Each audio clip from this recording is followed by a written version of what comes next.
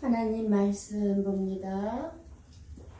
마태복음 26장 69절에서 75절 말씀 한 절씩 교독해서 보고 읽고 듣도록 하겠습니다. 제가 먼저 69절을 봉독합니다. 베드로가 바깥 뜰에 앉았더니 한 요종이 나와 이르되 너도 갈릴리 사람 예수와 함께 있었도다 하거늘 베드로가 모든 사람 앞에서 부인하여 이르되 나는 내가 무슨 말을 하는지 알지 못하겠느라 하며 앞문까지 나아가니 다른 요종이 그를 보고 거기 있는 사람들에게 말하되 이 사람은 나사렛 예수와 함께 있었도다 하매 베드로가 맹세하고 또 부인하여 이르되 나는 그 사람을 알지 못하노라 하더라.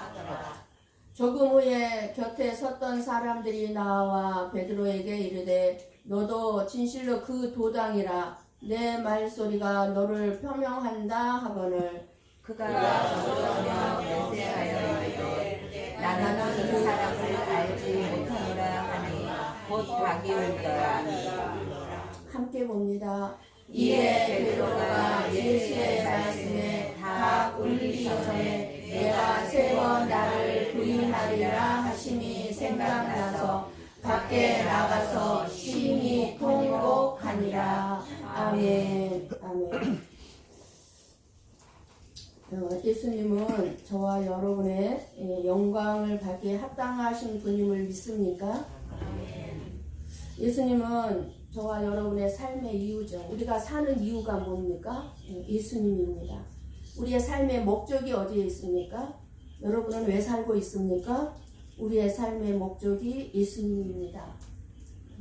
우리의 모든 것 전부가 되신 분이 예수님입니다.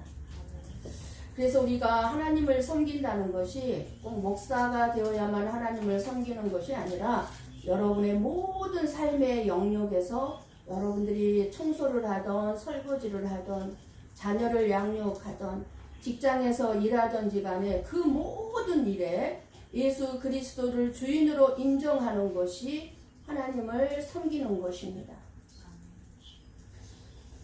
예수님을 두려워하며 사랑하며 우리가 기도를 통해서 예수님과 친밀한 교제를 하는 가운데 예수 그리스도를 만나게 되죠. 만나게 되면 우리는 무조건 순종하게 되는데 그분의 영광 앞에 우리는 순종할 수밖에 없습니다.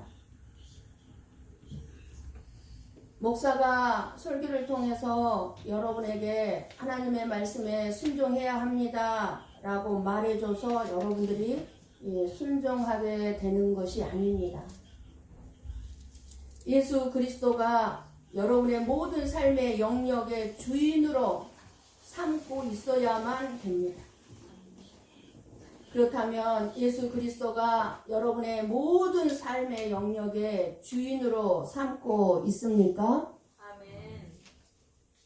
예수 그리스도가 여러분의 재정, 그리고 인간관계, 여러분의 성품, 여러분의 인격, 여러분의 감정의 주인이 되고 있습니까? 사람들이 나를 오해하고 싫어하고 인정해주지 않을 때 내 감정의 주인은 누구입니까? 인간관계에서 힘들고 어려울 때 내 감정의 주인은 누구입니까? 주인이신 예수님과 종이 되는 여러분과의 관계는 협상이나 타협의 관계가 아닙니다. 주인이신 예수님이 저와 여러분 앞에 지금 실질적으로 오신다면 저와 여러분은 내가 이 예수님께 순종해야 되나 말아야 되나 고민하지 않게 됩니다. 고민할 것도 아닙니다. 내 모든 감정을 내려놓고 우리는 무조건 주님의 뜻에 순종해야만 됩니다. 그리고 순종할 수밖에 없게 됩니다. 그렇다면 오늘 베드로의 부인을 통해서 저와 여러분에게 무엇을 순종하라고 말씀해 주시고자 하실까요? 오늘 본문의 베드로는 마태복음 26장 34절에 열어주시겠어요? 베드로는 예수님께서 말씀하시죠. 내가 뭐라고 말씀하니까 예수님께서 내가 진실로 내게 이르노니 오늘 밤 다 불기 전에 내가 3번 나를 부인하리라. 이렇게 베드로를 향해서 예수님이 말씀했을 때 베드로는 예수, 그리고 이 예수님의 말씀을 받아들이고 무릎을 꿇었어야 했습니다. 그러나 베드로의 감정은 어떤 감정이었습니까? 35절. 내가 주와 함께 죽을지언정 주를 부인하지 않겠나이다.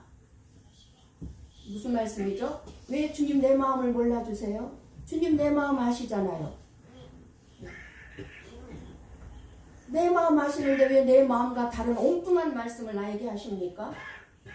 하고 예수님의 말씀에 자기의 감정이 아니라는 거예요. 절대로 자기의 지금의 감정은 예수님을 3번 부인하지 않는다는 노 했어요. 하나님은 나를 모르네요? 예수님이 3번 부인할 거야 했다면 아닙니다 라고 할 권리가 우리에게 없습니다. 주인이 그렇다는데요, 종이 거기에 대해서 반항할 권리가 없습니다. 베드로의 장담은 자기의 연약함을 깨닫지 못하는 교만임을 몰랐던 것입니다. 우리가 우리를 몰라요. 내가 나를 제일 잘하는 것 같아도요, 아니라니까요. 속고 있다니까요.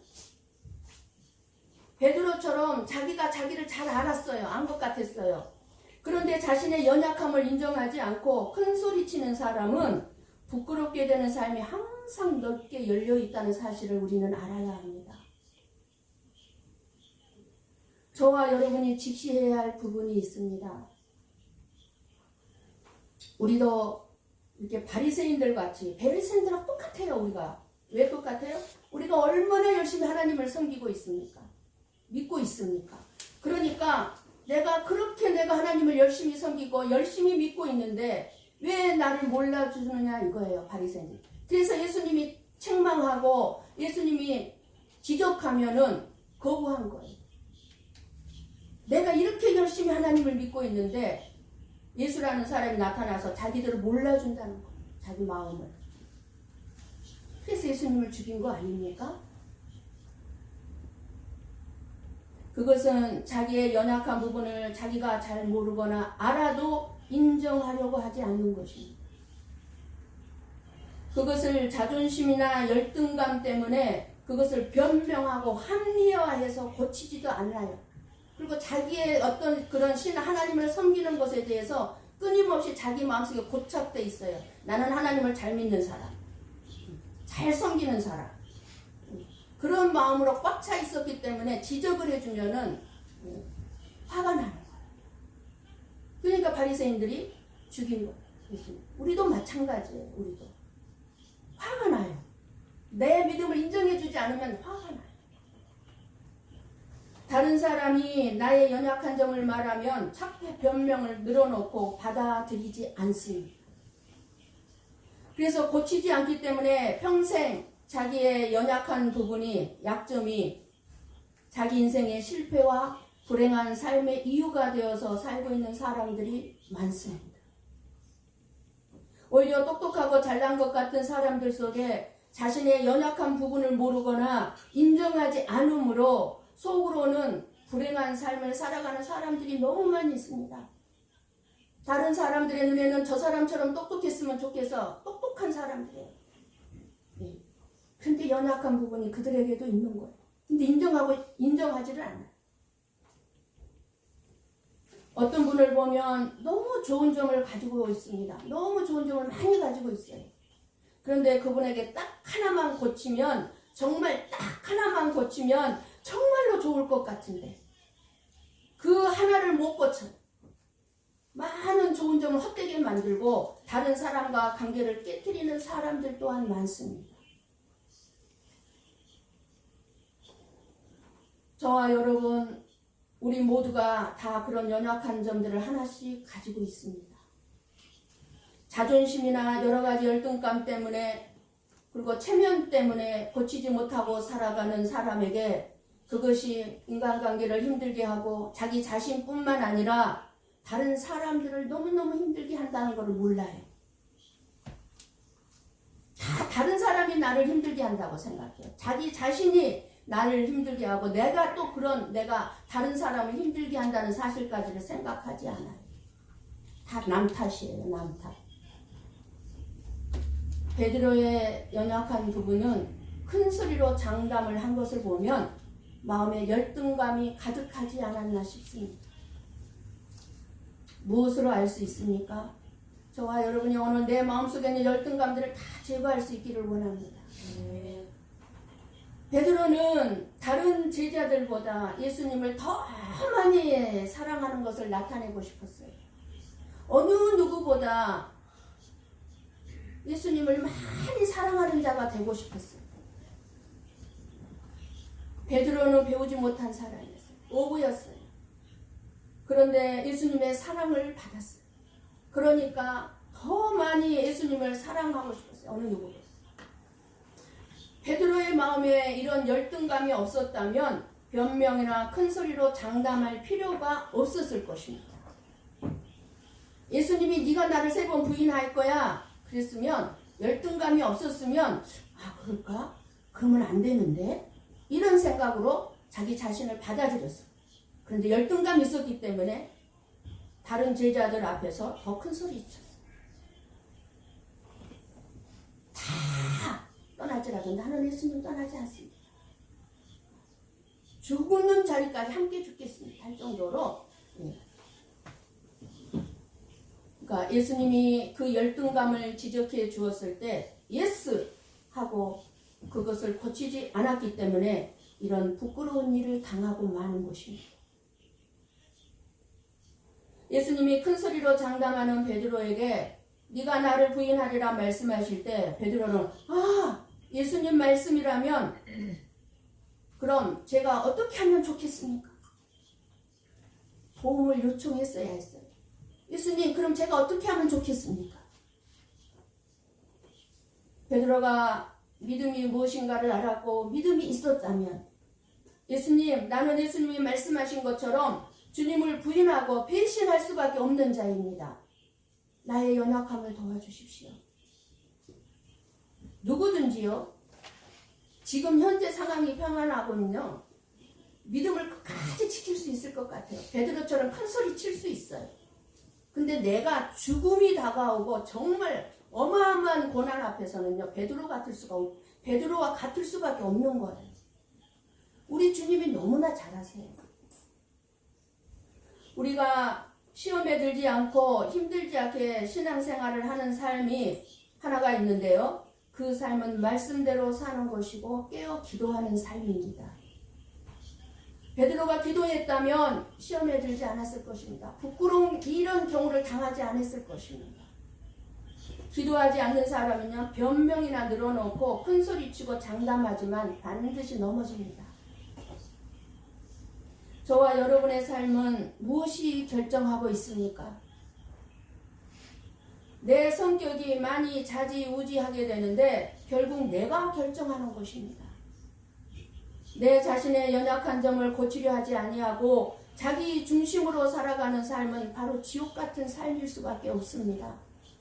자기 중심으로 사니까 지옥 같은 삶입니다.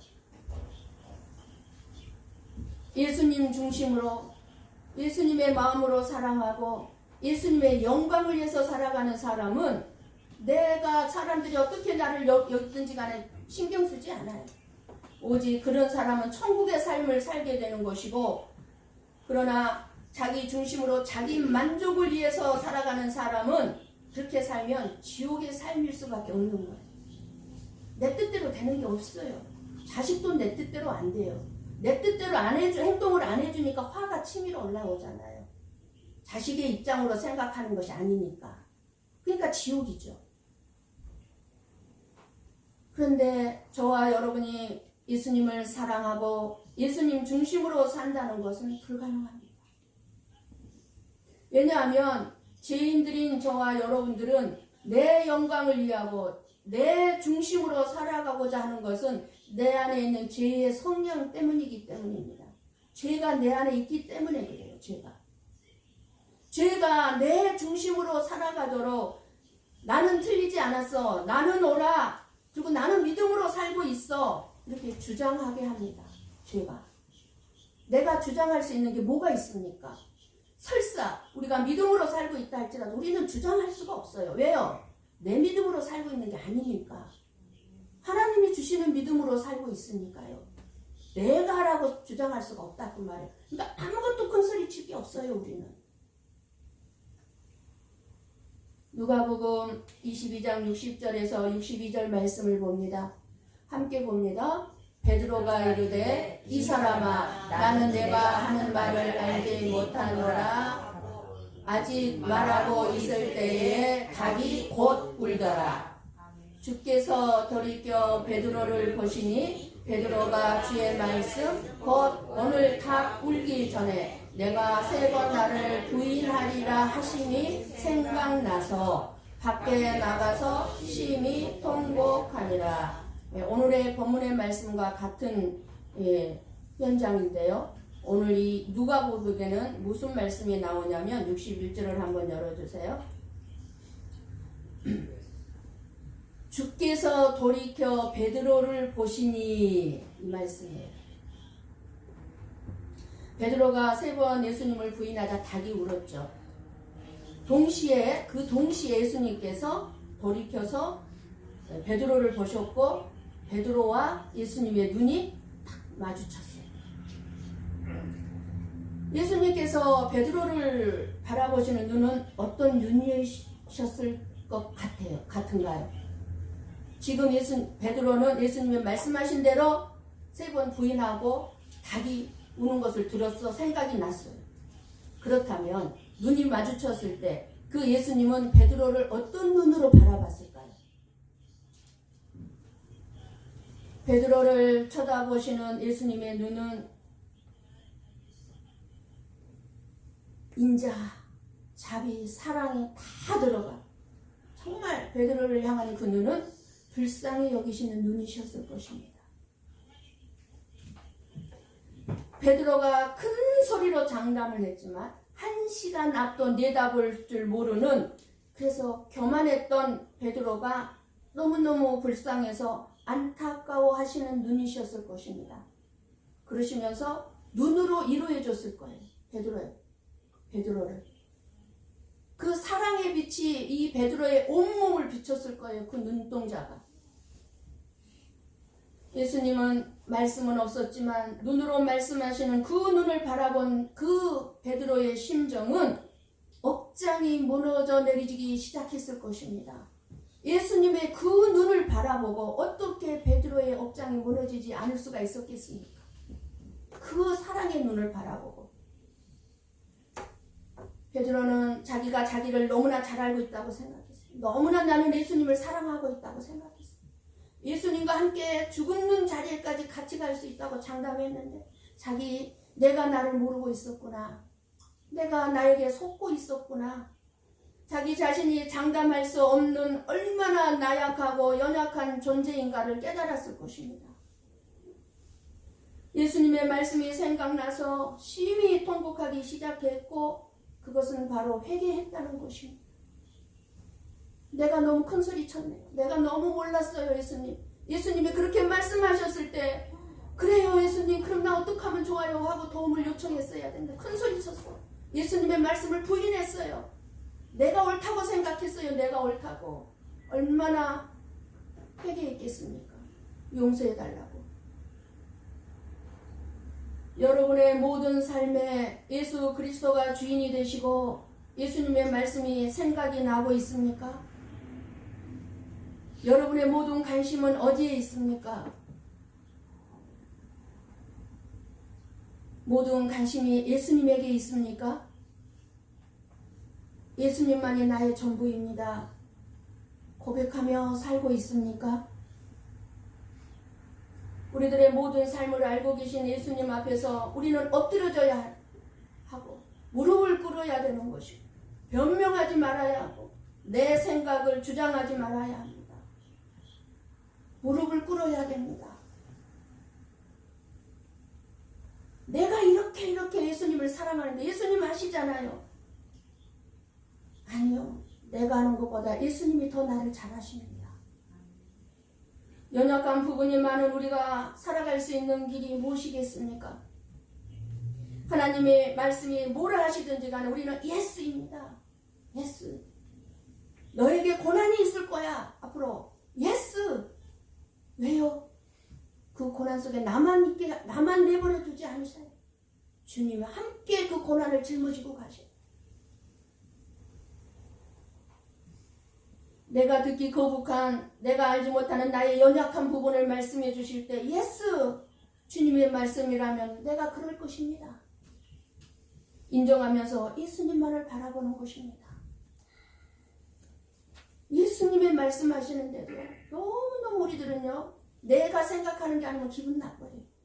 거부해요. 베드로처럼. 믿음은 큰 소리로 장담하는 것도 자신감도 자기 확신도 아닙니다.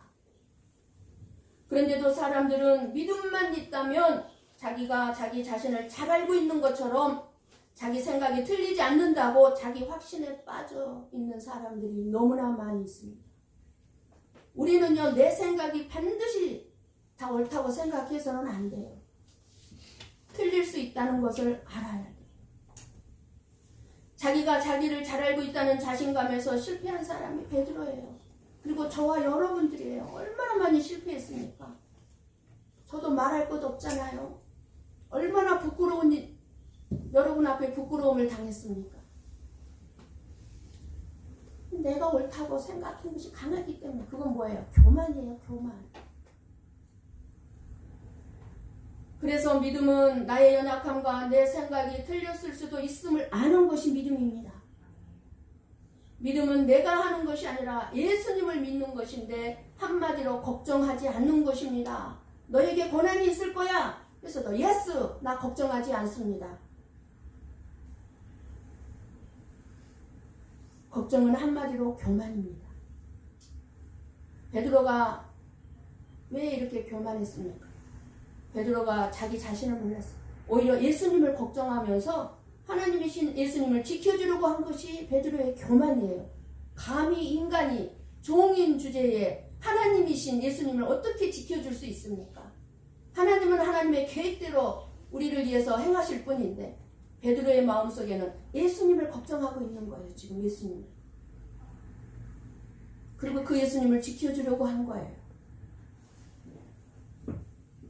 얼마나 교만한 것입니까? 우리는 내가 나를 안다는 나의 지식, 내 자신감으로 믿음의 삶을 살아가는 것이 아닙니다. 하늘과 땅의 권세를 가지고 계신 예수님께서 저와 여러분과 함께 하시고 우리의 삶을 인도해 가십니다. 사람들은 저와 여러분을 볼 때 어쩜 예수 믿는 사람들 참 저렇게 살면 좋겠다, 겸손하다고 생각할 수 있겠지만 하나님이 보실 때에 교만한 것들이 얼마나 많을까요? 하나님이 보실 때에 우리가 감히 하나님을 위해서 살아요? 아니요. 살 수 없는 자들.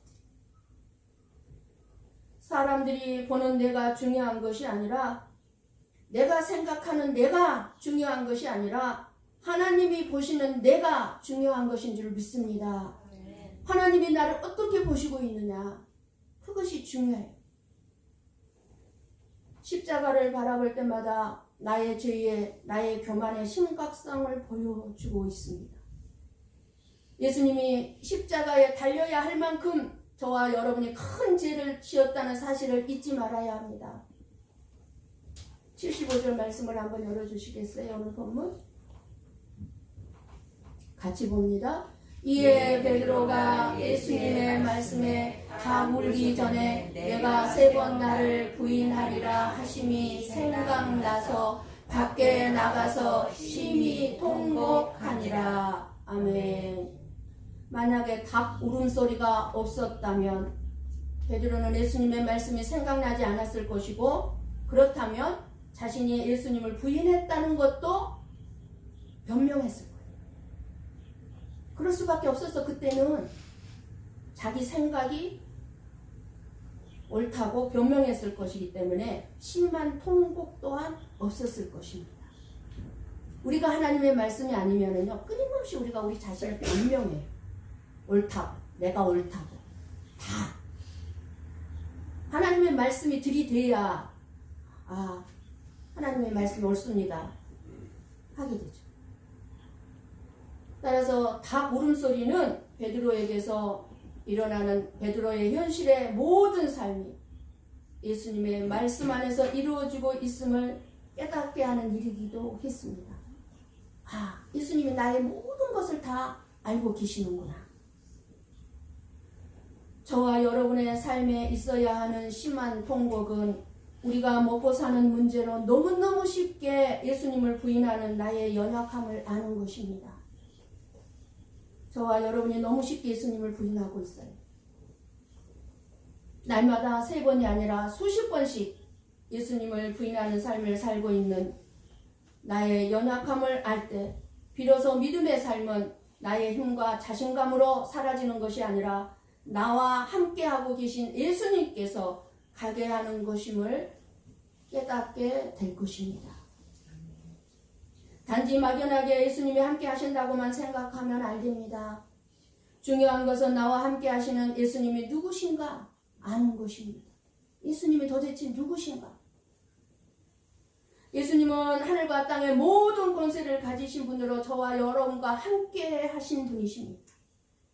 하늘과 땅의 모든 권세를 가지신 분입니다. 그렇기 때문에 저와 여러분은 우리의 인생에 대해 불안해하거나 걱정할 필요가 없습니다. 내가 책임지는 인생길이 아니기 때문에 참새보다 귀하다 하신 예수님이 책임져 주시기 때문에 저와 여러분은 실패한다 할지라도 걱정할 필요가 없습니다. 왜요? 가장 선한 길로 이끌어 가시는 분이 예수님이기 때문에. 베드로가 배와 그물과 가족까지 다 내려놓고 쫓았던 예수님을 왜 부인하고 저주했을까요? 베드로는 막상 예수님의 죽음 앞에 서보니까 자기 목숨보다 예수님이 더 중요할 수 없다고 생각이 들었을 거예요. 죽음의 두려움이 찾아왔던 거예요. 사실 사람들이 두려워하는 것의 뿌리가 무엇입니까? 왜 우리가 이 세상에서 두려워합니까? 왜 강도를 두려워하고 총칼을 두려워하고 왜 이러한 것들을 두려워합니까? 왜 질병을 두려워합니까? 죽음 때문입니다. 죽음. 근본적인 것은 죽음입니다. 죽음을 두려워하고 있는 것입니다. 그래서 누구든지 본능적으로 죽지 않으려고 모든 질병에서 치유받고자 하는 것입니다.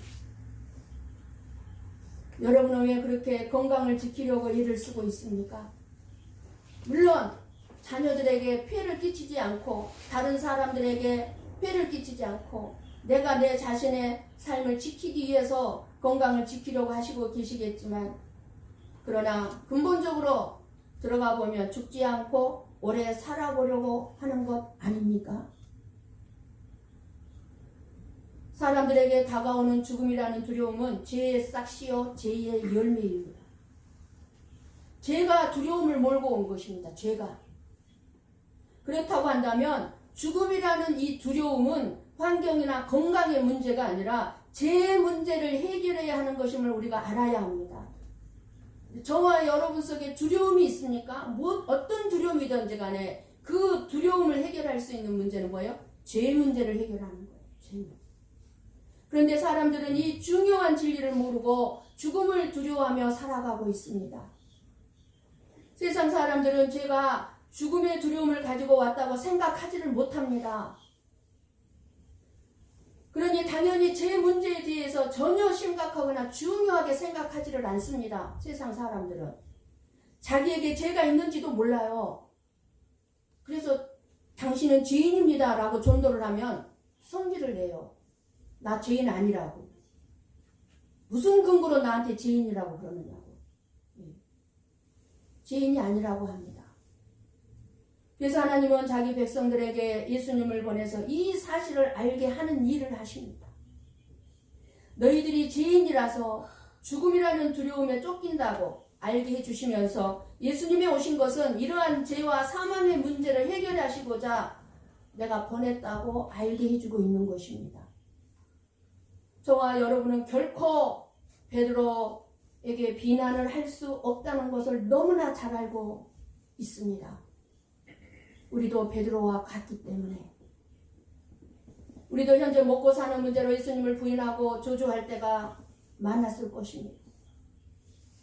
그래서 저와 여러분은 오늘 베드로의 비신을 통하여 우리 자신을 돌아보아야 합니다. 분명히 깨닫고 큰소리치고 장담할 것이 아니라 나는 진짜 믿음으로 살고 있어요. 진짜 나는 하나님을 사랑해요. 그렇게 큰소리칠 것이 아니라 겸손해져야 될 필요가 있습니다. 믿음은 큰소리치거나 장담하는 것이 아닙니다. 우리의 믿음은 하나님이 지켜주셔야 합니다. 그래서 우리가 예수님을 믿는다는 것은 하나님의 은혜가 아닐 수 없는 거예요. 이게 다 하나님의 은혜예요. 우리는 오직 하나님의 은혜로 살아가고 있습니다. 하나님의 은혜가 없이는 우리는 한순간도 살아갈 수 없는 자들입니다. 여러분은 정말로 심한 통곡을 하며 울어본 적이 있습니까? 우리가 진정으로 거듭났다면 누구에게나 이와 같은 경험이 있을 것입니다. 자기 자신의 존재가 아무것도 아니라고 깨달았을 때에 여러분들 심한 통곡을 했을 거예요. 큰 소리치며 자신 있게 모든 것을 할 수 있고 나는 옳다고 생각했는데 실패와 좌절의 쓴맛을 보았을 때 인생에서 주저한 자 심한 통곡을 했을 것입니다. 주님, 나는 이렇게밖에 살 수 없는 자였습니다. 내가 그렇게 옳은 줄 알았고 나는 바르게 사는 줄 알았는데 나는 이렇게밖에 살 수 없는 자였네요. 심한 통곡을 했을 것입니다. 우리가 예수를 믿는다고 하면서도 이와 같은 경험이 없다면 우리는 내 자신이야말로 예수 그리스도를 만났는가를 다시금 이 시간 돌아보아야 할 것입니다. 여러분의 삶에 심한 통곡이 없었다면 돌아보십시오. 늘 깨어 기도한다는 사실을 잊지 마시고 오직 하나님 아버지만을 온전히 신뢰하며 바라보는 삶을 살아가시기를 원합니다. 아멘. 그 시험의 때에 하나님께서 여전히 살아계시며 이 모든 일들을 통해서 하나님의 선하신 뜻을 이루고 계심을 반드시 믿으십시오. 베드로도 평생 부끄러움을 짊어지고 살아가는 사람이 되었습니다. 평생. 그래서 그런 말 있잖아요. 닭울음 소리만 나면 베드로는 부끄러워서 회개한다. 여러분들에게도 그런 평생에 생각하면 부끄럽고 괴로운 일이 있을 것입니다. 우리는 어떻게 해야 되겠습니까? 심한 통곡을 하며 회개하셔야 합니다. 우리가 눈물을 흘리며 회개의 자리에 나아갈 때에 우리 예수님은 다시금 우리를 일으켜 세우시고 회복시켜 주실 것입니다. 하나님 말씀이 어떤 말씀을 나에게 주시든지 내가 듣기 거북하고 인정하고 싶지 않는 말씀을 주신다 할지라도 귀담아 듣고 그 말씀대로 살면 우리는 연약한 점을 극복할 수 있을 것입니다. 내 성격이 내 삶을 결정하게 되지만 그 삶이 나쁜 쪽으로 작용하지 아니하도록 내 성격에 연약한 점을 붙들고 우리가 하나님 앞에 기도하면 하나님께서 선한 삶으로 이끌어 주실 줄을 믿습니다. 여러분의 능력이 뛰어납니까? 예수님의 능력이 뛰어납니까? 우리 인생의 주인은 예수님입니다. 하나님이십니다. 말씀에 의지해서 그물을 내릴 때 세상의 논리와 내 생각에 맞지 않고 조건에 맞지 않아도 놀라운 열매를 거두게 될 역사를 우리는 기대할 수 있어야 합니다. 말씀에 의지해서 그물을 내리십시오. 아멘. 여러분의 2024년도에 그물을 내리십시오. 아멘. 오직 예수님만 바라보고 어떤 시험과 환난이 닥쳐와도 기도하며 깨어있는 가운데 예수님을 믿음으로 여러분의 감정을 이기고 여러분의 생각을 이기고 사탄을 능히 이기는 저와 여러분의 삶이 되시기를 예수님의 이름으로 간절히 축원합니다. 아멘. 아멘. 기도하겠습니다.